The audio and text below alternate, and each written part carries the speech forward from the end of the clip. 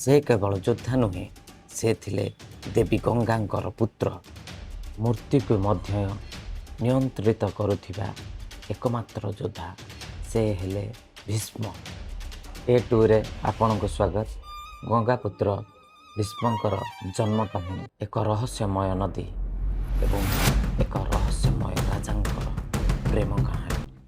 ରାଜା ଶାନ୍ତନୁ ଦେଖିଲେ ଦେବୀ ଗଙ୍ଗାଙ୍କୁ ଏବଂ ସେଠାରୁ ଆରମ୍ଭ ହେଲା ଏକ ଅଜଣା ପ୍ରେମ ସମ୍ପର୍କ।